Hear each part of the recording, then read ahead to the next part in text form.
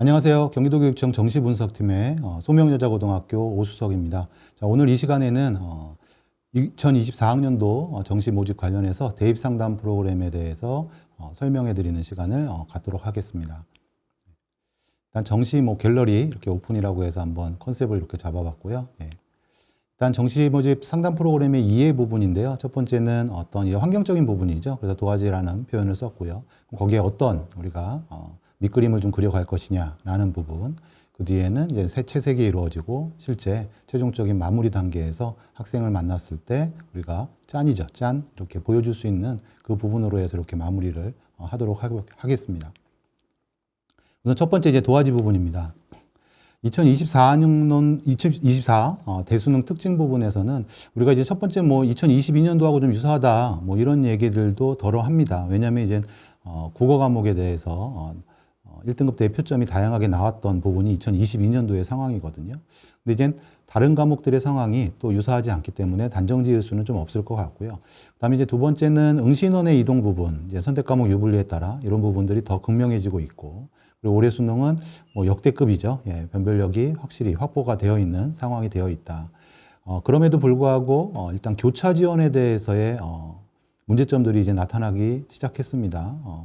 왜 그러냐 하면 작년부터 시작해서 우리가 상위권, 우리가 소위 15개 정도 대학 얘기하는 그 외에 이제 30위권 정도의 대학에서도 교차가 일어나는 상황들이 보이기 때문에 올해 이젠 미적분 기하와 과탐 조합의 아이들이 절대적으로 확통과 사탐 조합의 아이들보다 성적선이 상당히 높거든요. 그래서 이 아이들이 인문계열 쪽의 교차가 상당히 심화될 가능성을 좀 갖고 있다라는 얘기고요.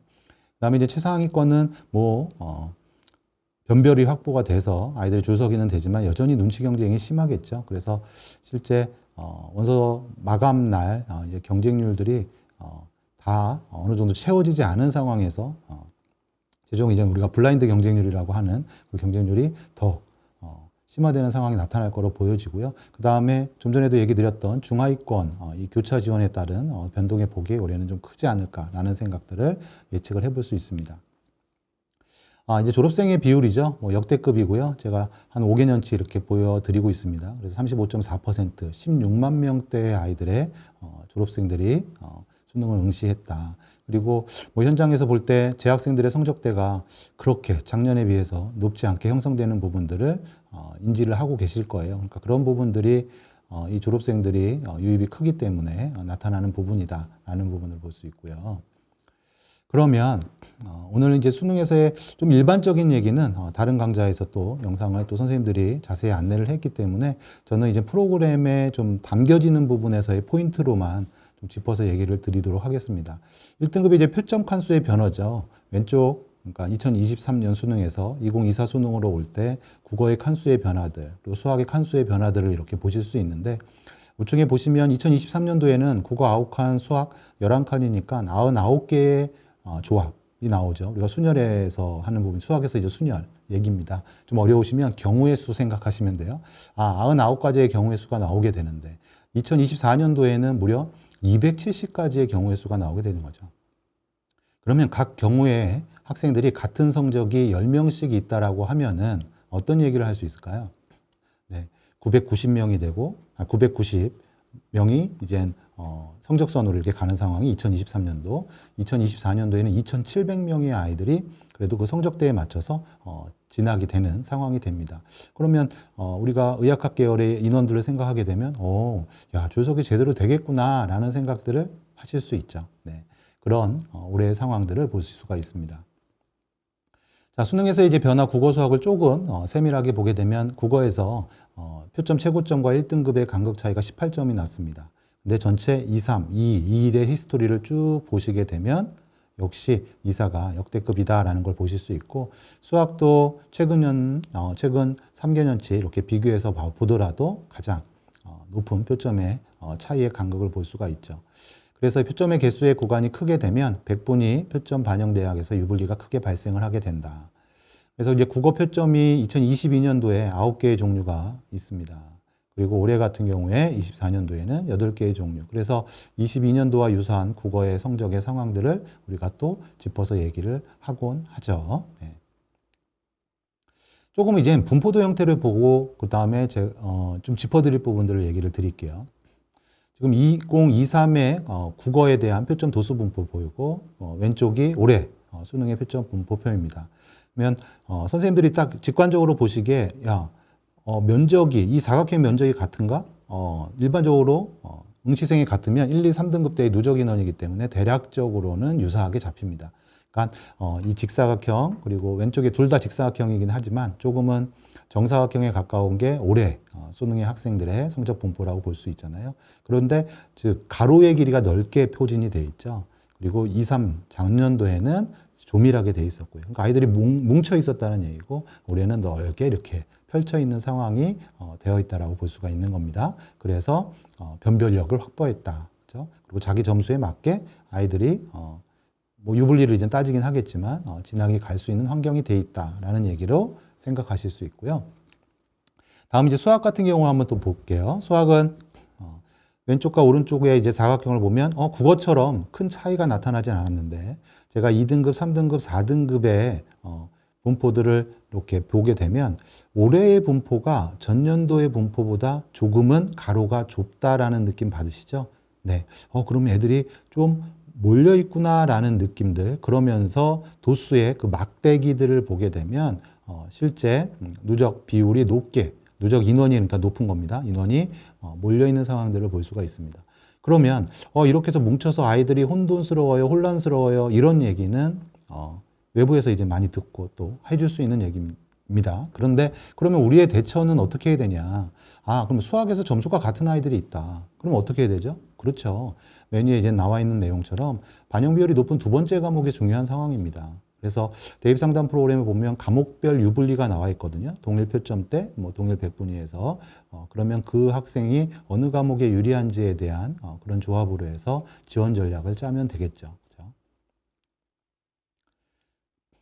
자, 이제는 그럼 어떻게 이제 스케치를 하느냐라는 부분에서 우선은 우리가 짚어야 될 게, 자, 대입 상담 프로그램에서 우리가 환산점으로 해서 산출이 되죠. 그리고 선생님들이 1차적으로 올해의 환산점, 대학의 산출 방식에 맞춰서 나온 환산점과 전년도의 환산점을 비교를 하시려고 하는데 거기에는 문제가 생길 수가 있습니다. 왜냐하면 올해 표준 점수의 상황, 작년에 표준 점수의 상황이 다르기 때문에 표준 점수에 반영하는 대학에서는 그 갭이 생길 수밖에 없는 구도이거든요.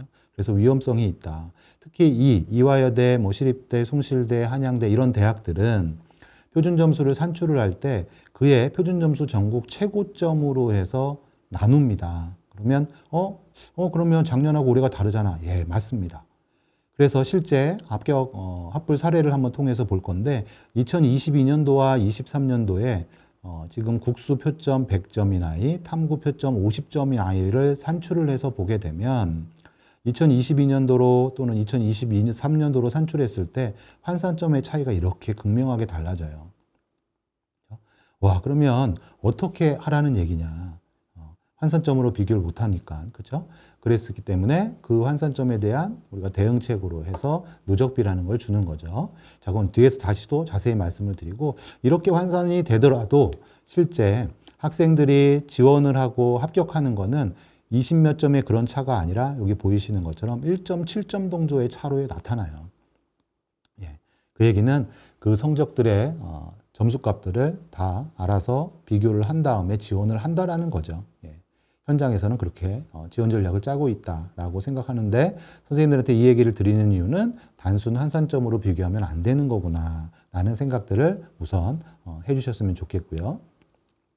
그러면 대기업에서 누적비를 활용해서 쓴다고 하는데 전년도 수능과 올해 수능의 학생들의 분포가 유사하냐? 이거는 2022년도와 23년도의 수능의 상황입니다. 제가 강의를 찍고 있는 이 시점에 지금 대기업에서 아직 수능 수합에 대한 분석 자료가 나와 있지는 않기 때문에 우리가 그 이전 연도를 되짚어 봐야 되는데요. 그래서 확통사탐의 조합, 확통사탐의 조합, 또 미기 과탐도 역시 마찬가지입니다. 학생들의 분포가 크게 다르지 않다라는 것을 우리가 볼 수 있고요. 그래서 대입상담 프로그램은 다음과 같이 누적비 산출 구현 테이블을 구성을 하죠. 그래서 환산 점수, 수능 점수, 누적비로 해서 학생의 점수에 따른 수치들이 이렇게 완성이 됩니다. 환산 점수는 대학별 모집 단위별 산출식에 의한 점수입니다. 수능 점수는요, 환산식에서 수능 성적만 계산한 점수예요. 그래서 학생이 어느 대학이 교과 반영이 있다라고 할 경우에는 환산 점수는 788인데 수능 점수는 698 이렇게 나올 수 있어요. 왜냐하면 그 학생의 학생부 점수가 90점일 때 이런 상황들이 보일 수가 있는 거죠. 네. 그리고 누적 석차비를 사례 점수의 누적비와 내 점수의 누적비를 비교를 해서 상담을 하시는 겁니다. 14.8이 합격했다. 내 아이 점수는 15.8. 내가 이제 상담하는 아이의 점수는 15.8이다. 그러면 떨어질 가능성이 있다라는 거죠. 이런 판단을 하시는 겁니다. 그럼 이 정시 프로그램은 표본을 통한 추정을 하는 거예요.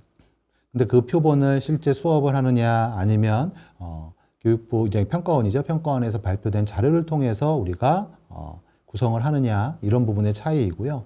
그래서 그런 누적치를 갖고서 추정치를 만들어내는 겁니다. 그래서 그 표본을 또는 분석도 하고 조정도 해가면서 추정치들을 만들어가는 게 정시 프로그램들의 의미죠. 그래서 정시 프로그램들은 서로 다 배포하려고 해요. 뭐 사교육이든 공교육이든 뭐 서로 배포를 하죠. 막 퍼주는 것처럼 배포를 하는데 그 이유는 뭐죠? 그렇죠. 자신들의 프로그램을 쓰라는 거예요. 자신들의 프로그램을 써서 거기에 맞춰지면 전년도 내년에도 그 입결에 맞춰서 좀 나올 거 아니에요. 그러면 프로그램의 우수성들을 자기네들이 드러낼 수 있기 때문에. 근데 그 근본은 이 추정치에서 온다라는 얘기들을 꼭 인지하고 계시면 좋을 것 같고요. 그래서 이제 전통적으로 대기업의 이전 방식은 2023년도와 24년도에 학생들의 성적 분포를 인원에 좀 맞게 이렇게 매칭을 합니다. 그리고 이 134점의 표점들을 이 점수대 아이들한테 부여를 이렇게 하죠. 그렇기 때문에 1대1 대응이 정확하게 되지는 않습니다. 그럼에도 불구하고 이전에 대기업의 전년도 환산 방식이 현장에서 잘 또 통용이 되고 그 수년의 이제 히스토리가 있었잖아요. 그렇게 활용됐었던 이유는 학생들의 이제 전체 성적들이 올해가 뭐 수학만 잘하는 애들이 졸업을 하고 작년에는 영어만 잘하는 아이들이 있었던 그런 해가 아니잖아요. 아이들의 성적 분포는 유사하게 나오기 때문에 그 경향성이 그대로 담긴다라고 볼 수가 있는 겁니다. 그럼 왜 이 석차 누적비, 누적비라고 하는데 이 석차 누적비를 쓰느냐? 수합된 표본 내에서 석차를 고려하고 수능 전수를 추정하여 배치하는 것은 모든 프로그램들이 공통적인 상황이에요. 그래서 대입상담 프로그램은 바로 합불 사례의 누적 석차하고 올해 수합된 학생의 누적 석차로 해서 비교를 해드리는 겁니다. 그러면 누적비가 정확한 건가? 작년과 동일한 성향의 표본이라면 누적 석차를 산출해서 제공하는 것은 충분히 유의미하다라고 얘기를 드릴 수 있고요. 그러면 어떻게 상담을 해야 되냐? 작년과 누적비를 비교해서 상담하시면 됩니다. 그런데 전형 변화, 경쟁률 등에서 성적 상승이 예상될 때에는 누적비가 높은 합격 사례에 맞춰 상담을 하면 효과적이겠죠. 대입상담 프로그램은 딱 특정한 하나의 값을 주는 참조점을 주는 게 아니에요. 그렇죠? 합격한 사례들의 사례 분포를 주기 때문에 선생님들이 그 분포 안에서 상담하는 학생의 성적의 잣대를 대시고 이거는 좀 안정성이 있겠다. 이거는 도전권일 것 같아. 이건 너무 상향이야. 이런 판단들을 선생님들이 해주실 수 있는 거죠. 그거는 바로 사례가 한 건이 아니라 여러 개의 복합 사례가 있기 때문에 가능한 부분입니다. 그럼 이 누적비가 우선 정시의 고민 요소를 줄여줍니다. 바로 이 석차 누적비가 해결하는 부분인데요. 반영 지표에 의한 유불리, 반영 비율, 영어, 가감점, 변표에 따른 유불리는 다 모두 대학별 환산 점수로 석차가 나오죠. 그렇기 때문에 해결을 해주는 부분입니다. 이 유불리 부분들이요. 그러면 누적비가 나오고 나서는 남은 우리가 고민해야 될 부분들은 무엇이냐. 일단 2월 1원이라는 것들이 들어올 수 있고요. 그 다음에 모의 지원, 경쟁률, 교차 지원, 그 다음에 뭐 이제 지원 경향, 어디에 몰림 이런 것들도 이제 나타날 수 있잖아요. 어디에 쏠리고 이런 부분들. 그리고 어느 대학의 경쟁률이 높고 실제 같은 성적선의 그룹인데 A 대학은 경쟁률이 막 올라가는데 B 대학은 상황이 달라지는 거. 이런 부분들은 다 진행형이거든요. 그렇죠? 원서가 마감될 때까지 진행되는 부분들입니다. 그래서 저희가 예측은 하건대 이걸 단정 지을 수는 없는 거죠.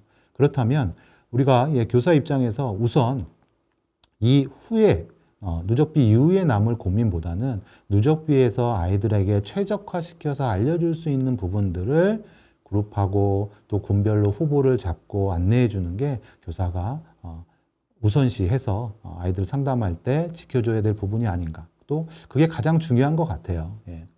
그러니까 합격, 불합격의 판정보다는 학생의 성적을 최대한 조합을 잘 맞춰서 가장 빛나게 만들어주는 게 선생님의 역할이 아닐까라는 생각을 해봅니다. 자, 그 다음에 그러면 이제 좀 구체화되는 거죠. 어떤 과정으로 해서 이제 프로그램을 읽어내야 되느냐. 대기업에는 이제 표본 분석 서비스를 합니다. 그래서 수능이든 모의고사의 표본들을 수합을 해서 뭐 누적 비율에 대해서 안내를 하고요. 뭐 최저 등급도 충족 비율들도 안내를 하고 합니다. 근데 지금 이 정시 상담의 시점에서 중요한 거는 국수탐 표준 점수 총점이 같은 학생들과의 과목별 유불리 비교예요. 그래서 이 부분은 꼭 확인을 하셔야 되거든요. 제가 뒤에서 하면 한번 말씀드리도록 하겠습니다. 그래서 이런 분석 내용은 수능 모의고사 성적 분석 탭에서 자동으로 구현이 됩니다. 그래서 선생님들이 뭐 19일쯤 되겠죠? 19일 배포되는 시점이 그 전후일 것 같은데요. 19일부터는 아마 이런 서비스들을 같이 받아서 보실 수가 있을 겁니다.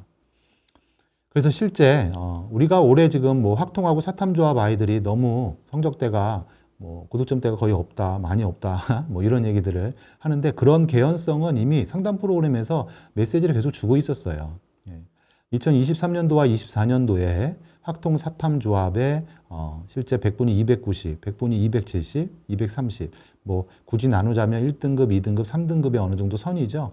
근데 그때 학생들의 누적 인원에 대한 100분위가 12명, 만명 기준 12명이었는데 이게 만명 기준 9월 되면 5명, 6월 때는 3명 이렇게 떨어지는 상황이 있었다라는 거죠. 근데 그 감소율이 작년보다 낮았다라는 거예요. 그러니까 비율이 더 낮다라는 거죠. 2등급 때도 그렇고 3등급 때도 그렇고요. 그 얘기는 이 학통사탐의 조합의 아이들의 성적선이 정말 높지 않다. 물론 미기 조합, 미기 과탐 조합으로 아이들이 수능도 더 보고 많이 쏠렸을 수도 있지만 그 부분에서도 성적이 좋은 아이들이 많이 포진이 돼 있다라는 부분들을 우리가 상담 프로그램을 통해서 이렇게 알아볼 수가 있습니다. 실제 뭐 이전 연도에 뭐 학통의 상위권에서 인원 비율이 미적이 학통에 뭐 12배가 있다라는 얘기들 어디 외부에 또 공개된 자료를 통해서 보셨을 텐데 그것도 상담 프로그램에 담겨 있습니다. 이 비율로 보시게 되면 선생님들이 그 부분도 이해를 하실 수가 있어요. 자, 그러면 우선 이 수능 모의고사 성적 분석 탭으로 들어오셔서 학생 성적 현황을 이렇게 보신다. 그러면 뭘 보시기 위해서 이렇게 들어오냐. 학생의 일단 재수 가능성, 그리고 그 의지에 대한 판단은 한번 필요하죠. 아이들이 또 그거를 또 바란다고 할 땐 상담의 방향성이 좀 달라지기 때문에. 근데 이때 판단을 하실 때 표준 점수를 보시면 좀 어렵습니다. 이때는 100분위를 보셔야 돼요. 표준 점수는 또 모의고사별로 달라지기 때문에 100분위로 해서 얘가 꾸준하게 공부를 그래도 해와서 성적이 올라가는 곡선을 갖고 있구나.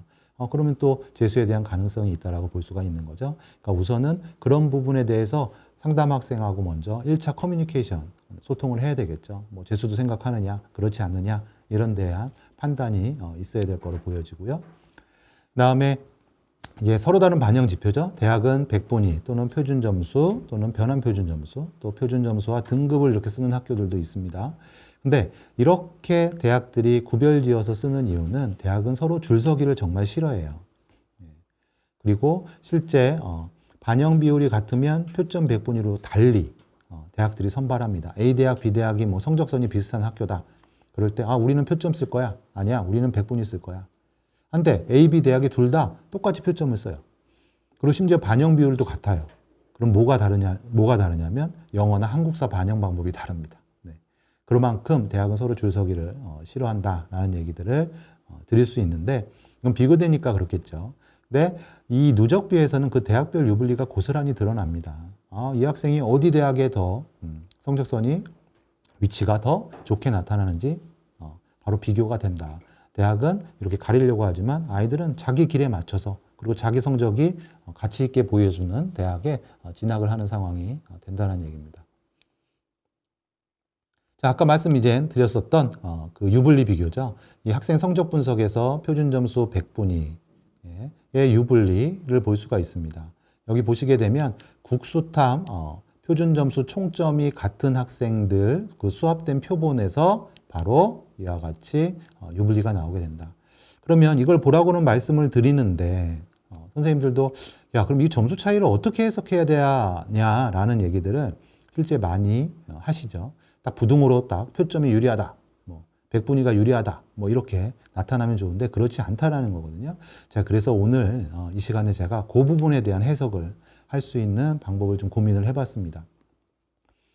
백분위에서 표점으로 이제 넘어갈 때 둘의 관계상에서 제가 표변상수라는 걸 한번 구성을 해봤어요. 네, 네이밍을 이렇게 했습니다. 앞으로도 표변상수라고 부를 겁니다. 표준점수 변환상수라는 뜻이겠죠. 그랬을 때 그 표변상수의 값은 그 폭이 다양하진 않습니다. 그리고 이 폭의 값이 항상 유사하게 1.4 전후로 형성이 돼요. 예. 그리고 국어와 수학이 크게 다르지 않는. 예. 올해 같은 경우는 오히려 뭐 편차가 이제 크게 나타났었기 때문에 점수 그룹이 이렇게 다양하게 보이는 거고요. 그러면 야, 이 100분의 1%는 표준 점수 몇 점으로 해서 해석을 할 수 있을까? 이 상수값들이 이렇게 좀 다른데. 그래서 제가 한번 좀 묶어서 이렇게 보면 1등급 구간의 국어 표변 상수는 1.42, 2등급 구간은 1.39. 근데 3등급 구간에서는 아마 표점 쓰는 대학들이 그렇게 많지는 않을 겁니다. 그리고 수학도 1.42, 1.39. 예. 그래서 어떤 값을 생각하면 될까요? 예, 맞습니다. 선생님들한테 요소 수점까지 계산을 하세요라고 하면 너무 힘드실 것 같고, 물론 그렇게 하고 싶으시면 그렇게 하셔도 더 정확해지겠죠. 하지만 그렇지 않은 상황이라면 1.4 정도의 우리가 100분의 1은 1.4 정도의 표준 점수로 추정을 할 수 있다. 그럼 두 학생, 나백분과 유표점이 있습니다. 그럼 나백분 학생은 플러스 4점이 나왔어요. 표준 점수에서. 100분위는 플러스 3이 나왔습니다. 그랬을 때 이 100분위를 표점으로 변환하게 되면 4.2가 되고 이 나백분 학생은 100분위가 유리합니다. 유표점 학생은 표준 점수가 플러스 3이 높다라고 나왔고 100분위가 플러스 2가 높다고 나왔다고 하면 그 과목에서 2.8이 되기 때문에 표점이 유리한 상황이 됩니다. 예. 선생님들도 거기에 유불리에 대한 점수들을 보고서 판단을 해주실 수 있겠죠. 그렇다면 이때 이 정시나비에서 평균 100분위 1%의 차이의 의미를 이 기준으로 해서 우리가 추정을 해보게 되면 표준 점수 대략 4점 정도로 추정할 수가 있어요. 이 표변상수는 국어 수학은 1.4 전후로 형성이 되고요. 탐구 같은 경우는 1.3 부분으로 값들이 나옵니다. 네, 1.4 값이 잘 형성이 되지 않습니다. 그러면 대략적으로 이제 4.1 정도가 되는데 왜냐하면 정시나비에서는 평균 백분위가 국수 탐이잖아요. 각각 1%, 1%, 1%잖아요. 그렇기 때문에 우리가 각각 1.4, 1.4, 또 1.3을 더하면 실제는 4.1인데 또 이제 재수생의 강세도 있고 하니까 저희가 보수적으로 해서 또 선생님들이 기억하시기 좋으려면 한 4점 정도로 추정해서 이렇게 보시면 된다라는 얘기로 짚어드릴 수가 있습니다. 자, 그 다음에 이제 상담 프로그램에서 선생님들이 유불리를 보신 다음에 그 다음으로 넘어가는 하면은 보통 정시 사례 차트죠. 그래서 여기서 지원 고려대학의 후보군들을 뽑습니다. 선생님들이요. 예. 그리고 그 후보대학을 선정을 하시는데 이제는 그 부분의 디테일함을 정시나비가 보완하게 됩니다. 자, 이 교육청에서 이제 배포한 정시나비 프로그램은 대학의 반영 비율에 따른 환산 백분위이므로 대기업 정시 사례 차트보다 섬세합니다. 왜냐하면 대기업 정시 사례 차트는 단순 합으로 해서 일단 앞으로 다시 한번 가볼까요? 단순 합으로 해서 나오는 그 사례 차트에서 이 빨간색은 다 단순 합으로 해서 나오는 부분이거든요. 물론 사례값도 역시 그렇긴 하지만 그래서 그 부분의 세밀함 또는 정교함이 바로 정시나비에서 선생님들이 필터해서 보실 수 있다. 다음에 이제 검색 조건 세부 설정 학과를 검색하게 되면 상당히 다이나믹하게 나오고요. 모집 단위 군 전형 방법이 변경한 경우에는 이와 같이 빨간색으로 이렇게 표시가 돼서 나타나게 됩니다. 예. 그다음에 모집 인원, 경쟁률, 충원율에 대해서 변화해서 또 비교를 하실 수 있죠. 그래서 선생님들이 또 이 부분에 대해서 만족도가 높으시더라고요. 한 화면에서 이렇게 보실 수 있다 해서. 그래서 이런 정시나비 구축은 올해 8월부터 실제 대학이 제공한 자료하고 저희가 어디가의 DB를 통해서 그 자료들을 구축해서 선생님들한테 제공한 서비스입니다. 자, 그다음에 그러면 이 정시나비의 어떤 구현 원리에 대해서 선생님들이 또 많이 궁금해 하실 텐데, 기본적으로 이제 수능 응시 인원의 변화가 있다라는 거죠.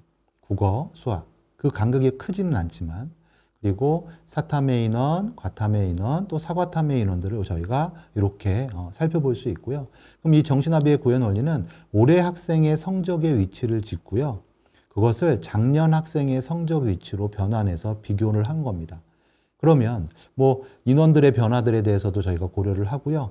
그 다음에 표점에 따라서의 우리가 위치값을 주기 때문에 그것들도 고려가 된다. 그게 이제 마지막 초록색 내용이죠. 동일 100분이라 하더라도 저희가 이제 표준 점수에 따라서 위치값을 고려를 했습니다. 그래서 표준 점수 반영 대학들 간의 유불리도 보실 수 있다라는 얘기를 드릴 수 있을 것 같아요. 실제 두 개의 사례를 보여드릴게요. 지금 정시나비와 우측은 땡땡 성장 분석기로 많이 아실 겁니다. 교사들한테도 무료로 배포를 하고 있고 또는 재수생들이 실제 커뮤니티에서 정말 많이 참고하고 있는 프로그램이거든요. 그래서 저희 정시나비에서 건축학과로 해서 평균 3등급인 학생들을 하한 상한값을 플러스 마이너스 5로 잡았습니다. 네. 그래서 뭐 이제 표점 쓰는 대학은 하한 상한값을 플러스 마이너스 10 정도를 권장드리고요. 그렇지 않고 뭐 100분이나 또는 3등급 이후의 학교들은 플러스 마이너스 5 정도로만 잡아도 어느 정도의 렌즈가 분명히 잡힐 거로 보여지고요. 그랬을 때 저희 쪽에서 빨간색과 초록색이 나오는 부분, 그리고 나군과 다군의 상황이죠. 다음에 땡땡 성장 분석기의 나군과 다군의 상황입니다. 즉 이때의 순서가 일치하는 것을 이렇게 보실 수가 있을 거예요. 그거는 바로 위치에 대해서 판단해서 들어가기 때문에 같은 결과, 성향들이 나타나는 겁니다. 모두 다 똑같지 않겠죠. 그리고 땡땡 성장, 이 성장 분석기라고 할게요. 이 성장 분석기 파일이 모든 게 또 다 맞지는 않겠죠. 그렇죠? 그래서 같은 범주에서 이렇게 보게 될 경우에 이 정시 나비의 프로그램들이 위치값들을 잡는 데 있어서는 그래도 어느 정도 틀이 잡혀 있다라고 보시면 되고요. 그래서 가군의 한양대 에리카 초록색 나오는 거, 나군, 다군의 상황들 역시 같이 이렇게 잡히는 부분을 보실 수 있습니다. 자, 다음은 한 2등급 대 학생이에요. 그래서 이 2등급 대 학생이고 2등급 대 학생이 이제 뭐 조회를 하게 되면 그쵸, 대부분의 표점 대학들이 나오게 되겠죠. 그래서 실제 이렇게 보시게 되면은 빨간색 부분이죠. 빨간색 부분에 박스가 서로 같은 부분을 보실 수 있는데 성신여대 합격, 경희대의 상황들의 합격을 보실 수 있는데 실제 경희대 중앙대죠. 예, 여기 위에 중앙대까지 박스가 쳐져야 됩니다. 중앙대까지 이렇게 똑같이 나오는 상황들을 볼 수 있습니다. 연고대는 이제 어려운 상황이 빨간색으로 이렇게 잡히는 거고요. 그 다음에 이제 나군의 상황에서 실제 카톨릭대 합격을 표시를 같이 볼 수 있고요. 그 다음에 이대, 중앙대, 서울대 순으로 해서 실제 우리의 차이값들도 나타나는 것을 같은 범주에서 볼 수 있습니다. 그래서 이 2등급의 학생은 하한 상한의 값을 마이너스 10, 플러스 10 정도 잡았고요. 실제 간호학과로 해서 대학들의 검색을 한 내용입니다. 한번 확인들 해보세요. 똑같이 이렇게 검색해서 보시면 유사하게 나타나는 분포들을 보실 수 있을 겁니다. 예. 그래서 일치되는 부분들이 있다. 그리고 이 성장 분석기를 제가 갖고 온 이유도 재수생들이 정말 많이 보거든요. 예. 이제 교사들은 무료지만 그렇지 않은 경우에는 일정 부분의 금액이 나가죠. 얼마인지는 저도 3만 원이라고 이렇게 알고 있는데 우선 많이 활용들을 하고 있는 부분이기 때문에 또 재수생들이 정시에서 영향을 주기 때문에 제가 같이 맞춰서 비교를 해 보여드렸습니다. 자, 그럼 이제 정시 납입 프로그램의 이제 세부적인 부분들, 내용들을 한번 보시게 되면 이사 내점수는 이사 반영 기준에 따라 산출한 점수입니다. 그리고 이 부분에 영어 반영에 동그라미와 세모가 있는데 동그라미는 실제 백분위로 변환을 시켜서 대학에 그 테이블이 있는 거예요. 백분위 변화 테이블이 일치하는, 그래서 산출을 해준 거고요. 그럼 세모는 영어 성적을 반영을 안 한 거예요. 그럼 국수탐으로 비교가 되어 있는 겁니다. 그럼 이걸 어떻게 해석해야 되냐?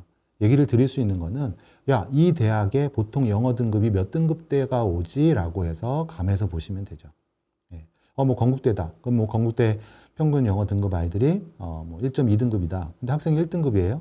그러면 불리하진 않겠다. 2등급이에요. 야, 그럼 좀 불리할 수 있는? 그럼 어느 정도의 점수에 영향력이 있나? 그건 정시나비 프로그램에 보시면 그 뒤에 영어 반영 방법에 대한 시트가 있습니다. 영어 한국사에. 거기에서 실질 반영 비율을 좀 보시면서 감을 잡으시면 됩니다. 네. 아니면 이제 좀 부족하니까 조금 윗선에 맞춰서 지원을 좀 전략을 짜셔도 되겠죠. 그 다음에 2, 3 입시 결과는 어디가에 그냥 공개된 결과와 다릅니다. 왜냐하면 대학에 실제 제공한 70% 컷에 해당하는 학생들의 수능 성적을 대학의 수능 반영 방법에 맞게 재계산한 백분위 값이에요. 예. 그래서 뭐 좀 더 정확하다라고 얘기해서 말씀을 좀 드릴 수는 있을 것 같아요. 네. 그리고 자료가 제공되지 않은 경우에는 또 우리가 어디가의 입시 결과를 최대한 활용해서 매칭을 했습니다. 다음에 이제 2, 3 변환 내점수죠. 선생님들이 많이 이제 관심을 갖고 있는 건데 앞에서도 이제 구현 원리는 말씀드렸죠. 내 점수를 올해의 수능 성적 분포, 작년의 수능 성적 분포를 고려해서 2023 반영 방법에 따라 산출한 정보입니다. 네. 그래서 이 2023 변환 점수는 이전 대기업의 대입 상담 프로그램의 전년도 환산 점수 원리를 활용을 했습니다. 네, 아까 테이블도 한번 보여드렸죠. 그래서 일정 부분의 신뢰도는 분명히 지니고 있다라고 할 수 있고요. 그다음에 저는 조금 더 우리가 표점에 대한 유불리도 담을 수 있게끔 저희가 배치 작업을 했기 때문에 좀 더 그 부분에서는 의미가 있다라고 말씀을 좀 드릴 수 있을 것 같아요. 그 다음에 표점을 반영하는 대학은 상한 플러스 마이너스 10으로 조금은 넓게 검색하고 그 후보 그룹 내에서 대입상담 프로그램의 누적비를 재차 확인하시면 어떨까라는 얘기를 드립니다. 자, 이 정시나비 프로그램에 선생님들이 상담을 할 때 분석적으로 접근해야 되는 뭐 모집 인원 부분들, 군별 이동 부분, 그 다음에 영역별, 또 영어 한국사, 경쟁률, 충원률들에 대해서 다 분석 시트를 구성을 해놨어요. 그래서 선생님들이 바로 옆으로 시트만 이동을 해서 찾으실 수 있는 구도를 만들어 놨고요. 근데 그렇게 한 이유는 너무 숫자에만 몰입하면 그 수에 대한 올바른 이해가 어려울 수 있습니다. 예. 전형의 정보라는 것들이 있기 때문에 그래서 그 전형 정보에 대한 이해를 돕고자 검색 시트 우측 부분에 바로 그 분석 시트들을 담아 드린 겁니다. 그래서 모집 인원과 모집 단위의 변화를 이 모집 단위 시트에서는 짚어볼 수 있고요. 하단에는 뭐 의학학 계열 또는 첨단학과 등 모집 상황에까지도 확인이 모집 상황들 우리가 이제 아이들이 관심 있는 모집 단위들이잖아요. 그 부분들도 확인하실 수가 있습니다. 자, 군별 인원 부분은 역시 계열별로 확인할 수 있고 또 이제 경기도에 경기도에 조금은 특색이 있는 우리가 이제 특별 전형에서 다른 프로그램에서 정보들을 얻기가 쉽지가 않거든요. 근데 이 농어촌이나 특성화에 대한 정보들도 올해 군별 이동 상황들 이런 것들을 확보할 수 있다라는 부분을 말씀을 드립니다.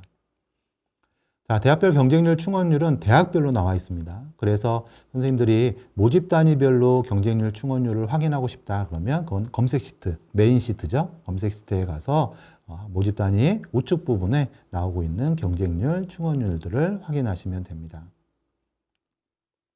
자, 이 부분은 이제 뭐 시트 부분이니까 좀 빨리 넘어가는데요. 이 경쟁률과 충원률을 고려한 실질 경쟁률의 추정에 대해서 선생님들한테 좀 안내를 드릴게요.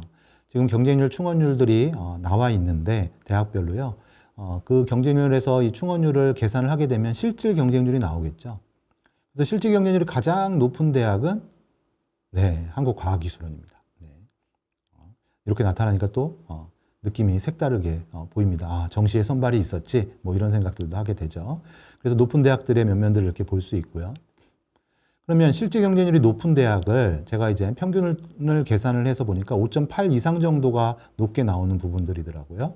그랬을 때 우리 경기권에서 정말 또 많이 지원을 하는 뭐 신한대, 성결대, 안양대가 실시 경쟁률은 상당히 높아요.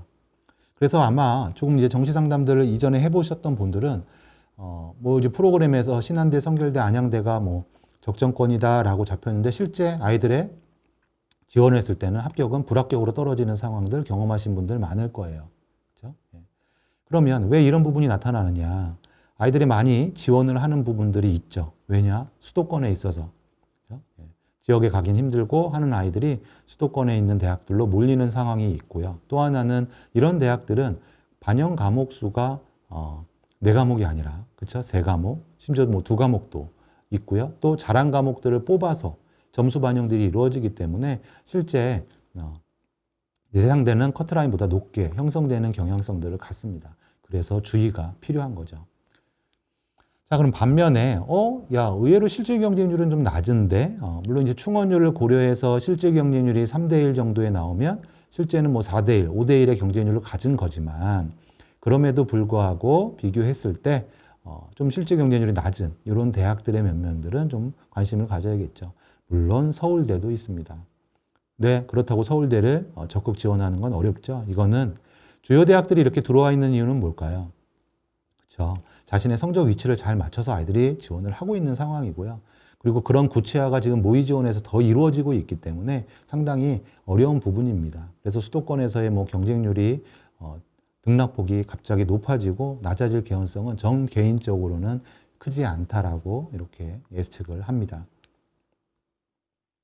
자, 이제 정신합에서 또 이제 프로그램 반영 영역 부분입니다. 그래서 보시게 되면 동일 대학에서도 대학 내에서도 그 계열, 모집 단위별 서로 다른 영역별 백분위 적용이 있어요. 그래서 그런 부분도 보실 수 있고 선생님한테 이제 팁을 드리게 되면 지금 반영 영역수 부분들이 추가로 해서 지금 업데이트돼서 적용이 됐습니다. 그래서 반영 영역수, 얘 성적표를 봤더니 3과목을 잘하네. 그럼 반영 영역수 3과목 중에서 한번 얘가 잘한 과목의 비율이 높은 그런 대학들을 한번 필터링해서 딱 보실 수 있습니다.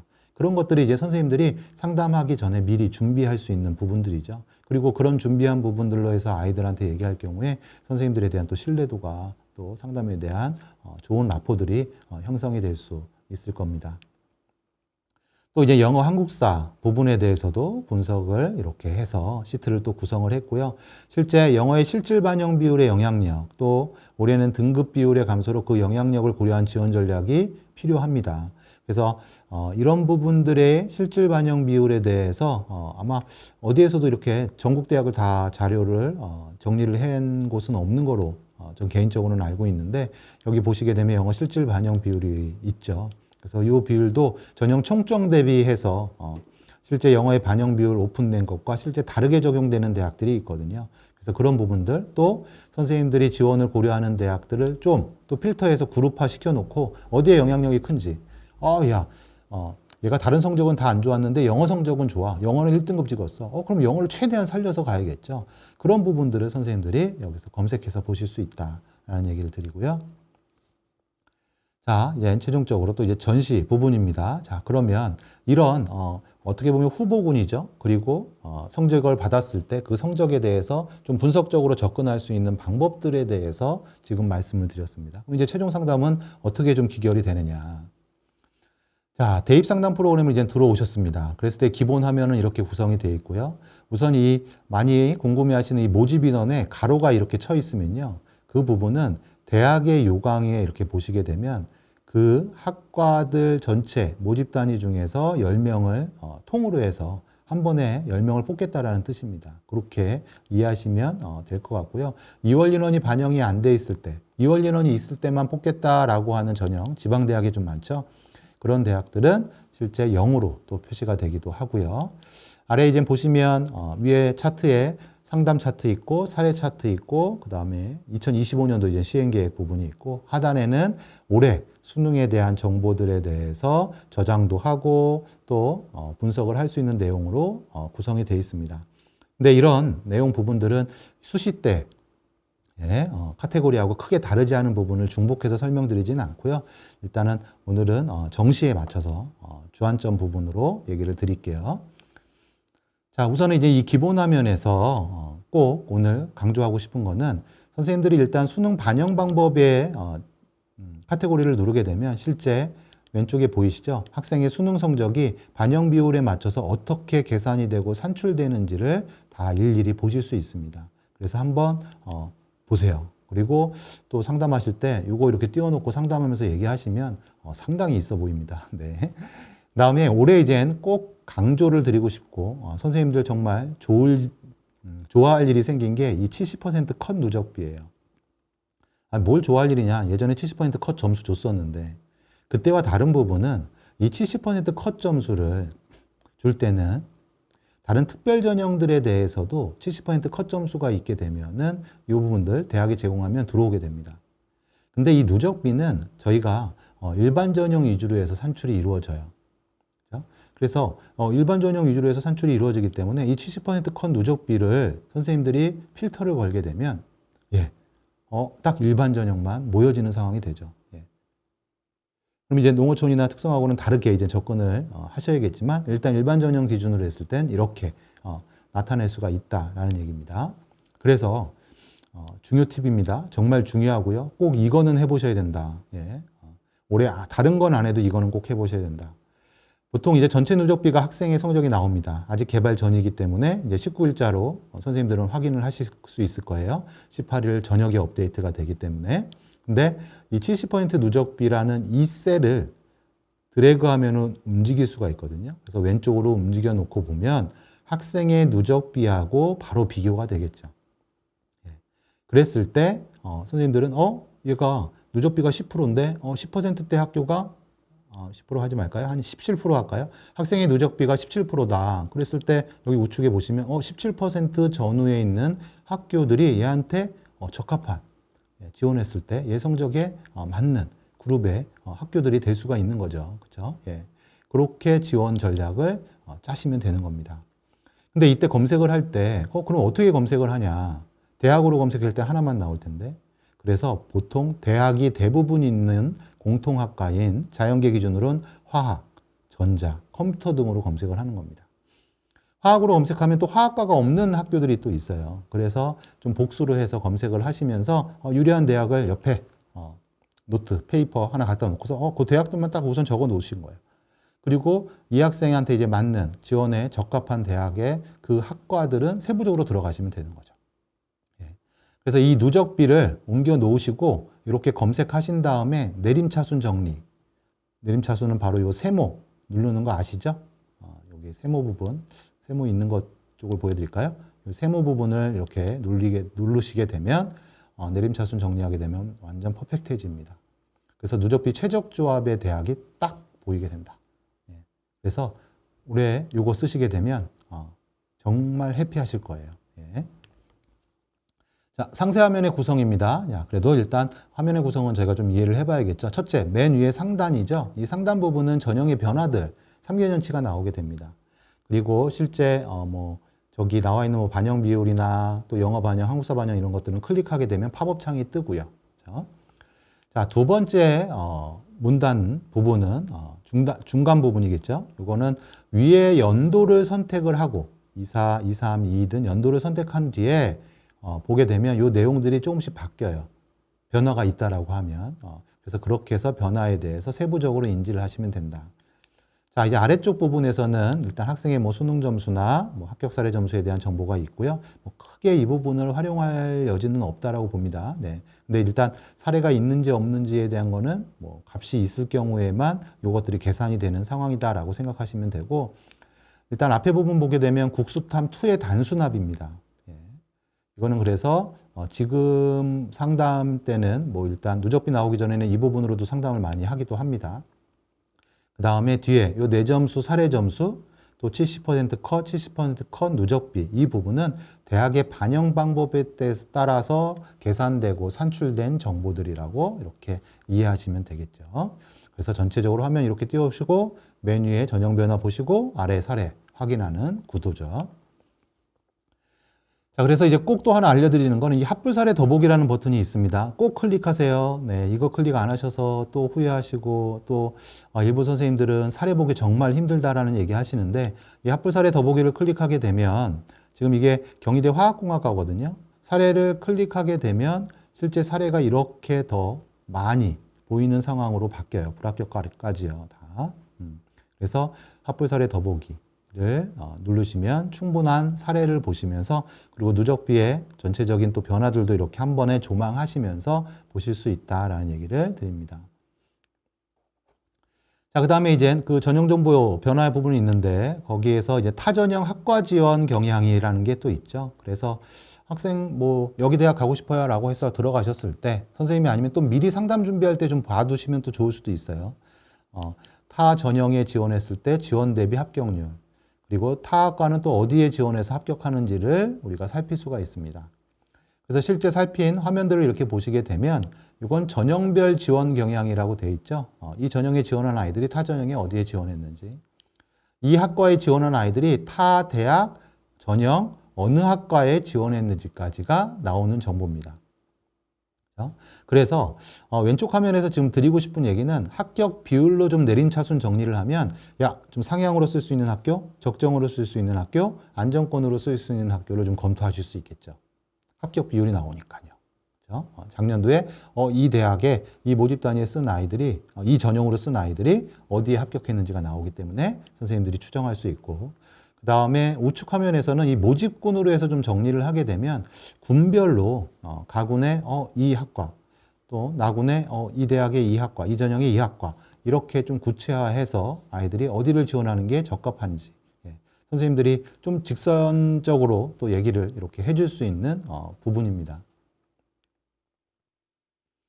자, 상대화면 구성에서 이제 이번엔 반영 비율에 대한 해석 부분이죠. 그래서 반영 비율의 변화 부분은 그의 입시 결과에 1차적으로 영향을 줄 수 있는 가장 또 중요한 요소이기도 합니다. 그래서 꼭 확인을 하셔야 되고, 이 반영 비율에 대해서 파란색이 나와 있는 부분이 이렇게 있을 거예요. 그러니까 가천대가 영어 탐구는 필수기 때문에 빨간색이죠. 그런데 나머지 과목은 35, 25라고 써 있는 건 우수한 거, 그 두 과목 중에 뭐 이제 국어하고 수학이 되겠죠. 35, 나머지 25 이렇게 반영한다라는 뜻이고요.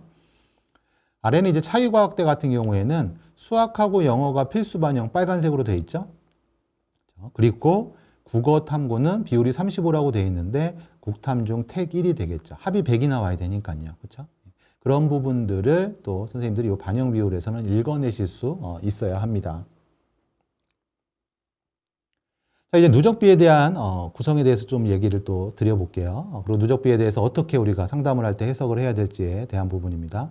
일단 대학별 수능 산출 방법에 의해서 누적 석차비가 나온다. 다 아시고, 지금 이 밑에 보시면 시립대거든요. 그럼 이 시립대 산출 방법이 무려 10가지예요. 그러면 시립대의 누적비는 어떻게 맞춰야 돼? 아니요. 시립대는 그러면 이 계열별로 나눠져 있는 모집 단위별로 누적비가 다 달리 나옵니다. 그래서 산출 방법이 다르다라고 하면 그 다르게 맞춰서 석차 누적비가 나와요. 그래서 의미가 당연히 있는 거겠죠. 자, 그럼 이 누적비의 산출 해석을 해야 되는데 저희가 이 대교협에서 이건 동계연수에서 나온 자료입니다. 그래서 거기에서 연수 자료에서 발표된 내용인데요.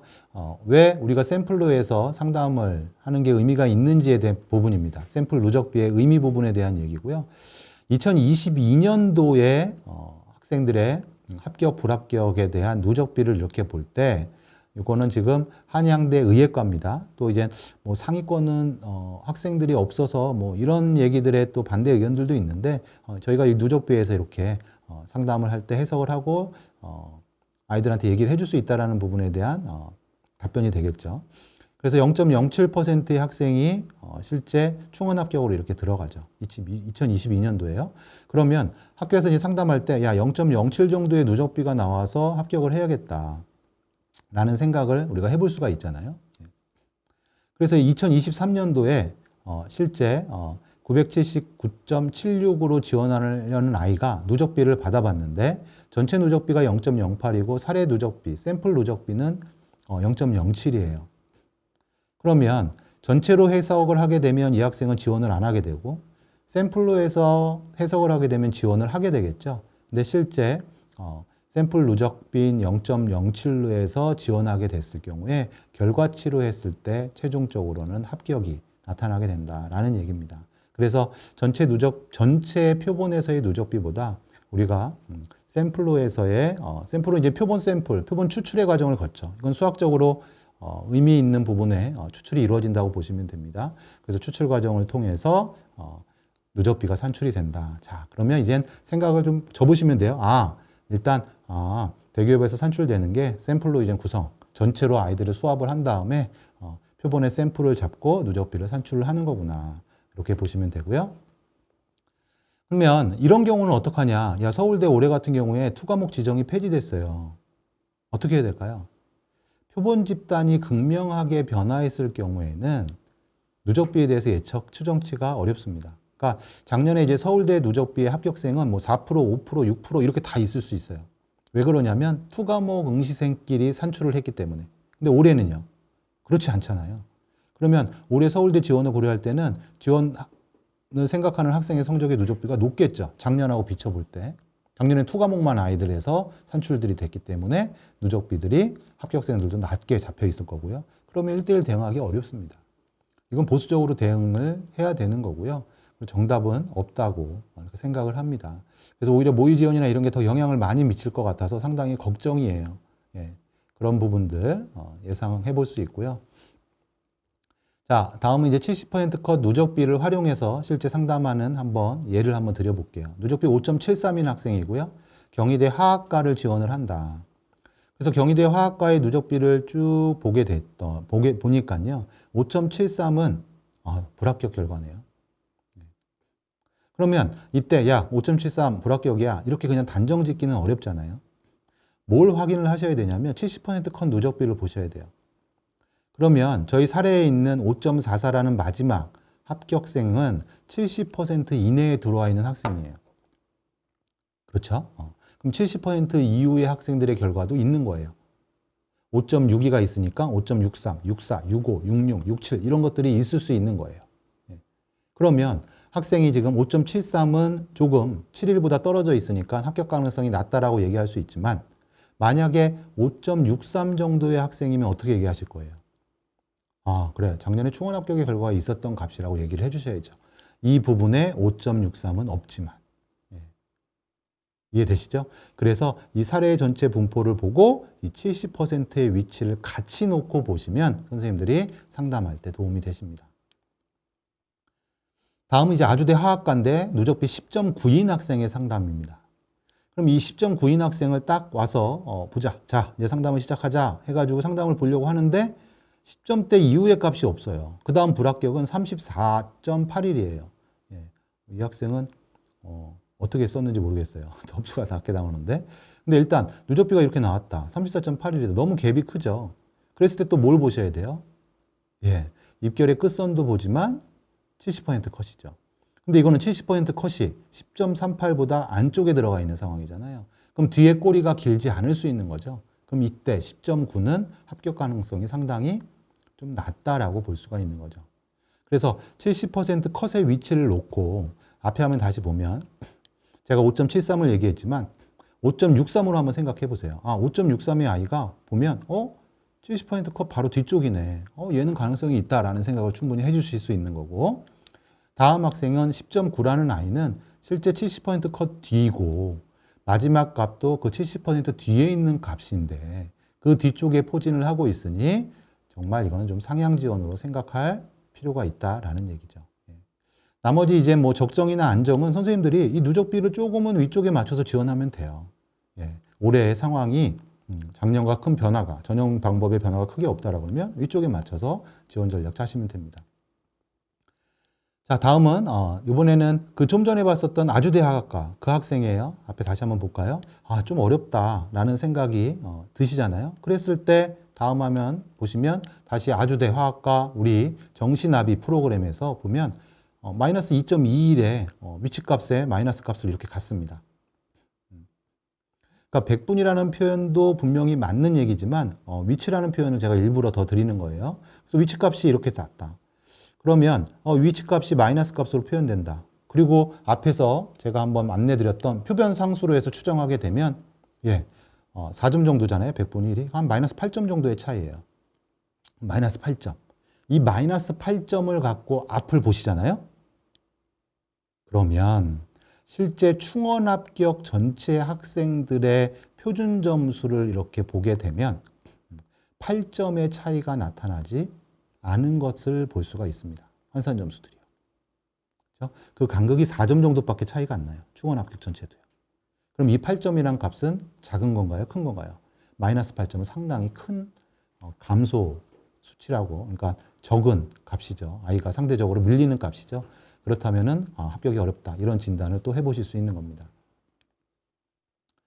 자, 다음은 이제 블라인드 시간대 경쟁률이에요. 대학별로 50% 이상, 뭐 40%대 여러 대학들이 이렇게 나오고 있습니다. 그래서 이 정보가 많으면 많을수록 학부모님들이 정보를 알았으니까 딱 바로 지원할 것 같으세요? 아니죠. 경쟁률까지도 끝까지 보는, 그렇죠? 최종 경쟁률 확인 후 지원이 많은 상황은 올해도 이런 경향성은 달라지지 않는다. 그럼에도 우리 선생님들의 소임은 그래도 마감 전날 또 당일 오전 경쟁률에 주목해서 학생들한테 후보가 될 수 있는 학교들 또는 학과들에 대해서 좀 안내를 해줄 필요는 분명히 있다라고 보여집니다. 자, 탐구에 대한 변표 끝까지 괴롭히는 숫자, 그 수치죠. 예. 그러니까 이제 성대 같은 경우에는 사탐 아이들이 또 인문계열 쪽에 대학 학과들을 지원하는데 조금은 유리하도록 또 불리함을 해소시키기 위해서 이렇게 점수 체제의 변화를 주죠.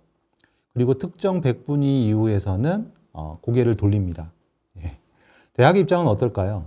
일단 학생들이 계열을 선택하고 공부한 그 의미를 살려서 공교육을 살리는 측면이 있습니다. 분명히. 맞죠? 그리고 그렇게 또 변표 내는 학교가 뭐 전년도에 카톨릭 때도 그랬고요. 근데 대학의 성적선을 또 중요하게 생각해요. 이 정도 성적선은 들어와야 되지. 그리고 지원풀도 보죠. 대학은. 이 정도까지 잡아주면 지원풀이 많아서 경쟁률을 확보할 수 있겠다. 예.